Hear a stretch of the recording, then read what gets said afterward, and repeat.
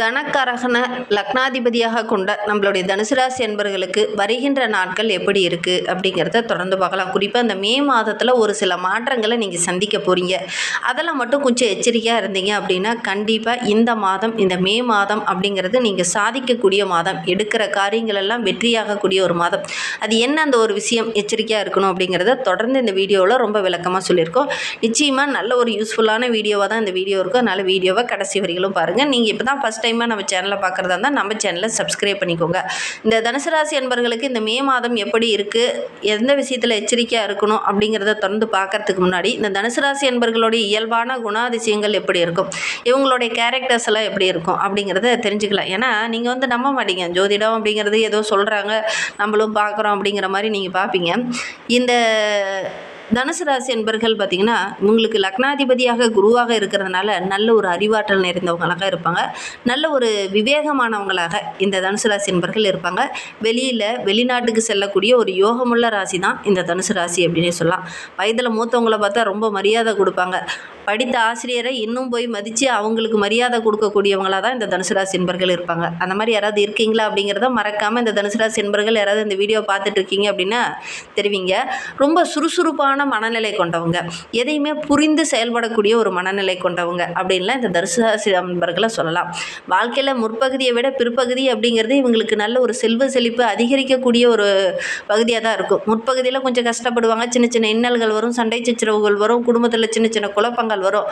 ஒரு 30-35 வயதுக்கு மேலே பார்த்தீங்கன்னா நம்மளுடைய தனுசு ராசி என்பர்கள் வாழ்க்கை நல்ல ஒரு செல்வ செழிப்பு, மேன்மை, முன்னேற்றம், பொருளாதாரத்தில் நல்ல ஒரு வளர்ச்சி இதெல்லாம் கண்டிப்பாக எதிர்பார்க்கலாம்.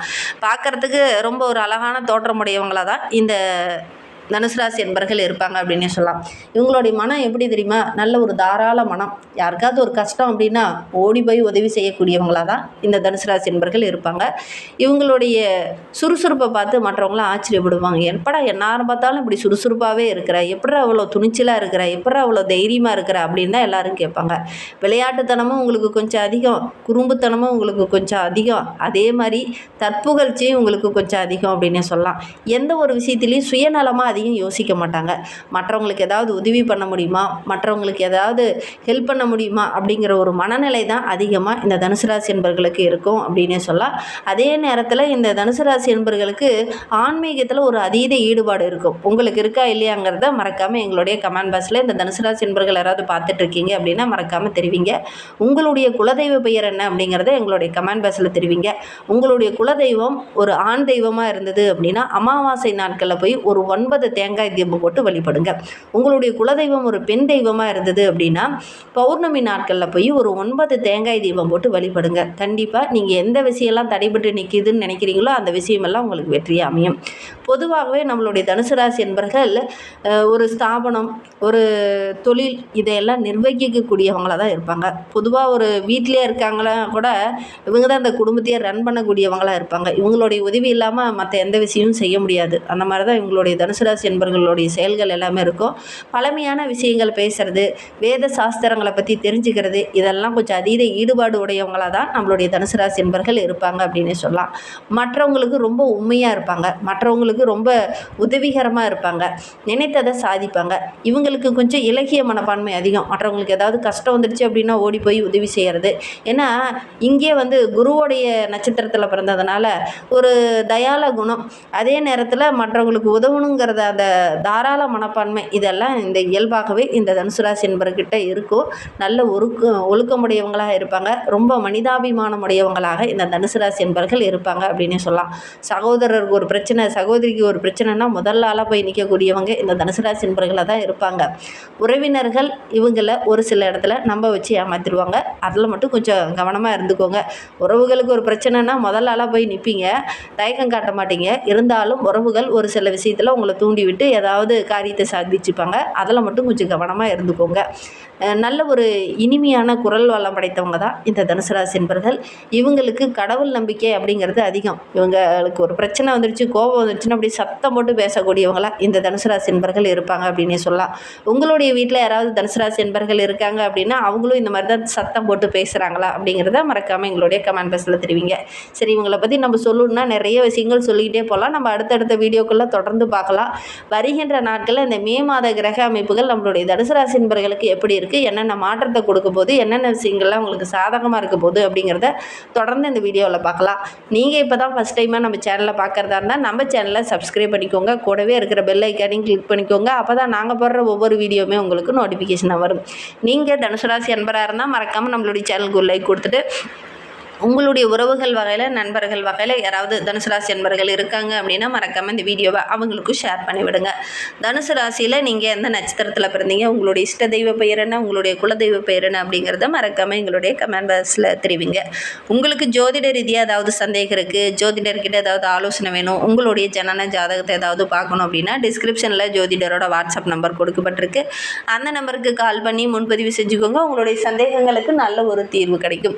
நம்மளுடைய தனுசு ராசி அன்பர்களை பொறுத்தவரையிலும் இந்த மே மாத கிரகநிலையை வைத்து ஆராய்ந்து பார்க்கும்போது கடந்த ஏப்ரல் மாதத்தில் இருந்த குழப்பங்கள் எல்லாமே இந்த மே மாதத்தில் நல்ல ஒரு தெளிவு கிடைக்கும். ஏன்னா மே 15 அன்று பாக்கியஸ்தானாதிபதி என்று சொல்லக்கூடிய சூரியனும் கர்மஸ்தானாதிபதி என்று சொல்லக்கூடிய புதனும் 6ஆம் வீடான ரிஷபராசியில் நுழையிறாங்க. ஜோதிட சாஸ்திரப்படி இந்த 6ஆம் இடம் அப்படிங்கிறது சூரியன் சஞ்சாரம் செய்யக்கூடிய ஒரு இடம், சத்ரு ஜெயத்தை குறிக்கக்கூடிய இடம். அந்த இடத்துல எதிரிகளை வெல்லக்கூடிய ஆற்றல் படைத்தவங்களாக நம்மளுடைய தனுசு ராசி என்பர்கள் வர போகிறீங்க. அலுவலகத்தில் உங்களுக்கு எதிராக ஒரு சில சதிகள் நடந்தது இல்லையா, அதெல்லாம் வருகின்ற நாட்களில் சரியாகும். அவங்களே உங்கள் முன்னாடி தலை குனிந்து நிற்பாங்க, நான் தான் தப்பு செஞ்சுட்டேன் அப்படிங்கிற மாதிரி. அந்த அளவுக்கு கிரக அமைப்புகள் நம்மளுடைய தனுசு ராசி என்பர்களுக்கு ரொம்ப சாதகமாக இருக்குது அப்படின்னு சொல்லலாம். உங்களுடைய செயல்பாடுகளை பார்த்து மேலதிகாரிகளே ஆச்சரியப்படுவாங்க. அவரே கூப்பிட்டு உங்களை தனிப்பட்ட முறையில் பாராட்டுவாங்க. அந்த அளவுக்கு ரொம்ப சிறப்பாக இருக்குது அப்படின்னு சொல்லலாம். உத்தியோகத்தில் நல்ல ஒரு உயர்வு கிடைக்கும், சம்பள உயர்வு, பதவி உயர்வு இதெல்லாம் கிடைக்கக்கூடிய ஒரு யோகமான கிரக அமைப்பு நம்மளுடைய தனுசு ராசி என்பர்களுக்கு அப்படின்னு சொல்லலாம். எடுக்கிற முடிவில் மட்டும் ரொம்ப தைரியமாக இருங்க, கரெக்டாக இருங்க. நல்ல ஒரு மேன்மை எதிர்பார்க்கலாம் அப்படின்னே சொல்லலாம். ஒரு சிலர்லாம் வேலைக்காக, நேர்காணலுக்காக இந்த காலகட்டத்தில் செல்லுவீங்க.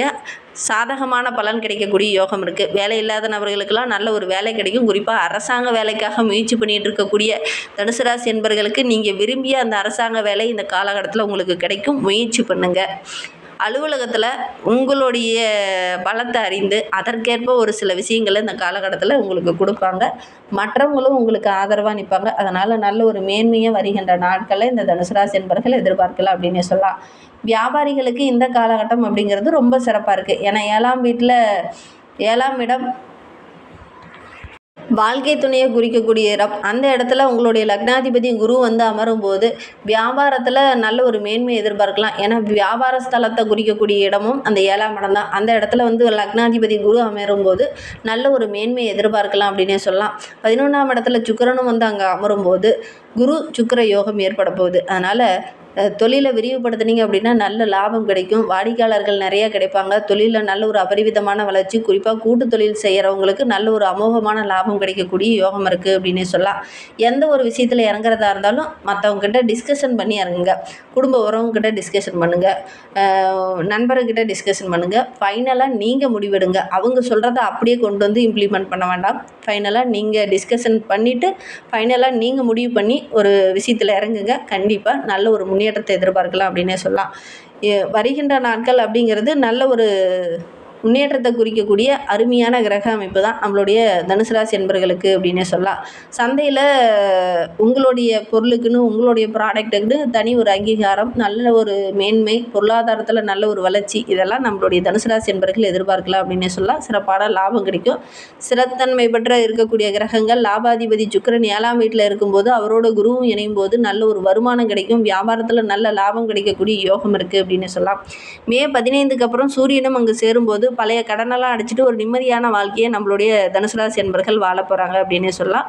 வாழ்க்கை ரொம்ப சிறப்பாக இருக்கணும், ரொம்ப மகிழ்ச்சிகரமாக இருக்கணும் அப்படின்னு நினைக்கக்கூடிய தனுசு ராசி என்பர்கள் உங்களுடைய லக்னாதிபதி குரு என்பதனால அவரும் சப்தமஸ்தானத்தில் இருக்கிறதுனால வியாபாரம் தொழிலில் நல்ல ஒரு மேன்மை கிடைக்கணும் அப்படின்னா வியாழக்கிழமையில் குரு தட்சிணாமூர்த்தியை வழிபட்டுடுவாங்க. எடுக்கிற காரியங்கள் உங்களுக்கு வெற்றியாக அமையும் அப்படின்னே சொல்லலாம்.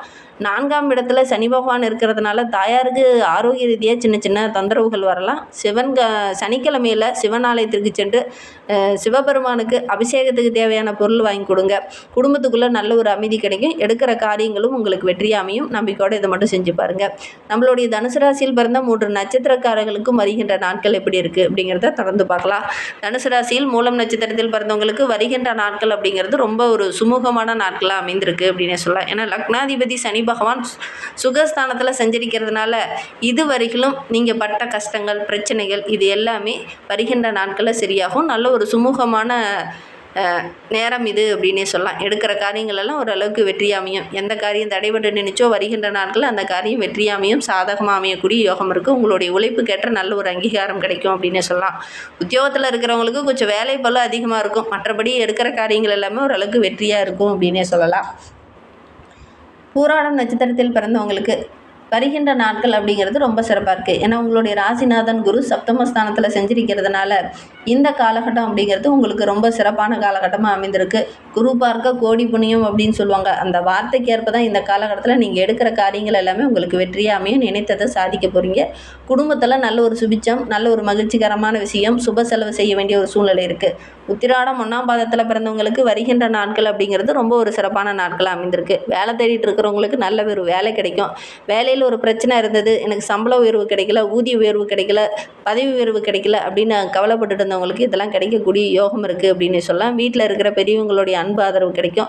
வேலை செய்கிற இடத்துல நல்ல ஒரு மதிப்பு மரியாதை கிடைக்கும். பிள்ளைங்க மூலியமாக கூட மகிழ்ச்சி தர மாதிரி ஏதாவது நல்ல விஷயங்கள் நடக்கக்கூடிய ஒரு யோகமான கிரக அமைப்பு தான் நம்மளுடைய உத்திராடம் நட்சத்திரக்காரர்களுக்கு இந்த காலகட்டத்தில் அமைந்திருக்கு அப்படின்னு சொல்லலாம். சேமிப்பு அதிகமாகும். சகாயஸ்தானத்தில் சஞ்சரிக்கக்கூடிய ராகுவும் சப்தமஸ்தானத்தில் சஞ்சரிக்கக்கூடிய குரு பகவானும் நல்ல ஒரு மேன்மையை எதிர்பார்க்கலாம் அப்படின்னு சொல்லலாம். மே 9 பார்த்தீங்கன்னா புதனும் உங்களுக்கு சாதகமாக அமையும் போது ரொம்ப புத்திசாலித்தனமாக எல்லா இடத்துலையும் செயல்படுவீங்க. மற்றவங்களை நம்பி செயல்படுறதை விட உங்களுடைய புத்திசாலித்தனத்தை நம்பி நீங்கள் இறங்குற காரியங்கள் உங்களுக்கு வெற்றியாக அமையும் அப்படின்னே சொல்லலாம். நினைத்ததை சாதிக்கக்கூடிய ஒரு யோகமான கிரக அமைப்பு தான் அப்படின்னே சொல்லலாம். நீண்ட நாள் கனவு, ஆசை, லட்சியம், இலக்கு இதெல்லாம் இந்த காலகட்டத்தில் அடைய போகிறீங்க. அதற்காக கொஞ்சம் கூடுதலாக உழைக்க வேண்டிய ஒரு சூழலை தெளிவாக சிந்தித்து செயல்படுங்க. அவசரப்பட்டு எந்த ஒரு காரியத்திலையும் இறங்க வேண்டாம். இன்னுமே உங்களுடைய வாழ்க்கை ரொம்ப சிறப்பாக இருக்க வியாழக்கிழமையில் குரு தட்சிணாமூர்த்தியை வழிபடுங்க. நீங்கள் எடுக்கிற காரியங்கள் எல்லாமே உங்களுக்கு வெற்றி அமையும். முடிந்தால் மஞ்சள் நிற வஸ்திரத்தை வாங்கி தட்சிணாமூர்த்திக்கு அபிஷேகத்திற்கு வாங்கி கொடுங்க. அதே நேரத்தில் மஞ்சள் நிற மலர்கள் அல்லது மஞ்சள் இதெல்லாம் வாங்கி கொடுங்க. நீங்களே கூட வியாழக்கிழமையில் மஞ்சள் நிற வஸ்திரம் அணியுங்க. கண்டிப்பாக நல்ல ஒரு மேன்மை எதிர்பார்க்கலாம் அப்படின்னே சொல்லலாம். இந்த மாதிரி பயனுள்ள தகவலை நீங்கள் தொடர்ந்து கேட்கணும் அப்படின்னு நினச்சிங்கன்னா நம்ம சேனலை சப்ஸ்கிரைப் பண்ணிவிட்டு கூடவே இருக்கிற பெல் ஐக்கானையும் கிளிக் பண்ணிக்கோங்க. அப்போ தான் நாங்கள் போடுற ஒவ்வொரு வீடியோவுமே உங்களுக்கு நோட்டிஃபிகேஷனாக வரும். நீங்கள் தனுசு ராசி என்பராக இருந்தால் மறக்காமல் நம்மளுடைய சேனலுக்கு ஒரு லைக் கொடுத்துட்டு உங்களுடைய உறவுகள் வகையில், நண்பர்கள் வகையில் யாராவது தனுசு ராசி என்பர்கள் இருக்காங்க அப்படின்னா மறக்காமல் இந்த வீடியோவை அவங்களுக்கும் ஷேர் பண்ணிவிடுங்க. தனுசு ராசியில் நீங்கள் எந்த நட்சத்திரத்தில் பிறந்தீங்க, உங்களுடைய இஷ்ட தெய்வ பேர் என்ன, உங்களுடைய குலதெய்வ பேர் என்ன அப்படிங்கிறத மறக்காமல் எங்களுடைய கமெண்ட் பாக்ஸில் திரும்பிங்க. உங்களுக்கு ஜோதிட ரீதியாக ஏதாவது சந்தேகம் இருக்குது அப்படின்னா டிஸ்கிரிப்ஷனில் நம்பர் கொடுத்துருக்கோம். அந்த நம்பருக்கு காண்டாக்ட் பண்ணி முன்பதிவு செஞ்சுக்கோங்க. உங்களுடைய சந்தேகங்களுக்கு நல்ல ஒரு தீர்வு கிடைக்கும். இந்த வீடியோவை முழுமையாக பார்த்ததற்கு மிகவும் நன்றி. தேங்க்யூ.